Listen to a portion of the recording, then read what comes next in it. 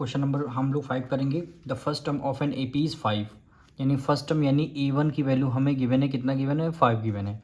Last term यानी A N भी लिख सकते हैं और एल भी लिख सकते हैं। तो ए एन कितना गिवन है, 45। लास्ट टर्म का मतलब है ए एन आपको गिवन है। एंड द सम इज़ 400, यानी एस एन की वैल्यू आपको गिवन है, कितनी है, 400 है। Find the number of terms, यानी एन की वैल्यू आपको फाइंड करनी है। फिर क्या फाइंड करना है, कॉमन डिफरेंस फाइंड करना, यानी डी की वैल्यू फाइंड करनी।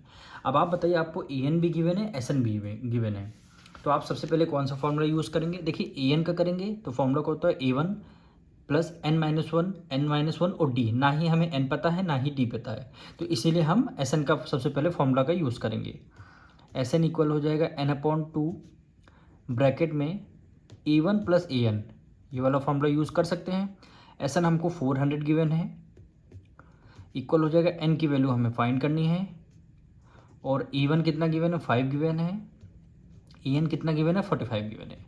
तो यहाँ से हमारी एन की वैल्यू आ जाएगी, तो यानी ये 400 इक्वल हो गया एन डिवाइडेड बाई 2 मल्टीप्लाई 45 में 5 ऐड कर लिया, कितना हो गया, 50 हो गया, कितना हो गया 50, यानी 2 1 2, 2 2 4 और 2 5 10।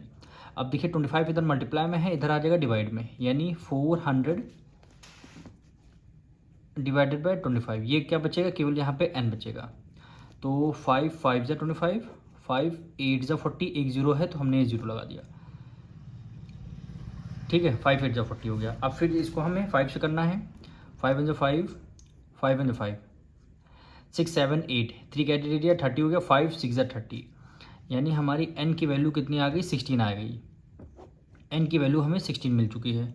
अब हमें क्या करना है, d की वैल्यू फाइंड करना है, तो अब हम क्या करेंगे, ए एन का फॉर्मूला यूज़ करेंगे, यानी ए एन इक्वल हो जाएगा ए1 प्लस n-1 डी। अब ए एन कितना है, 45 गिवन है, इक्वल ए1 कितना है, 5 आपको गिवन है, प्लस n आपको फाइंड करना है, सॉरी n आपको गिवन है 16 हमने फाइंड किया है अभी, और 16 - 1, और d की वैल्यू यहाँ से आप फाइंड कर लेंगे। तो ये आपका 45 इक्वल हो गया 5 प्लस 16 में से 1 माइनस कर देंगे, 15 की मल्टीप्लाई डी से करेंगे, कितना हो जाएगा, 15d। अब 5 इधर प्लस में, इधर किस में आ जाएगा, माइनस में आ जाएगा।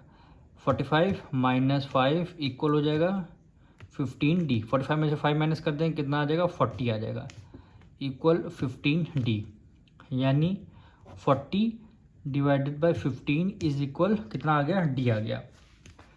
5 3 15, 5 8 40, यानी d की वैल्यू कितनी आ गई, 8/3। d की वैल्यू 8/3, यही क्या हो जाएगा, आपका आंसर हो जाएगा।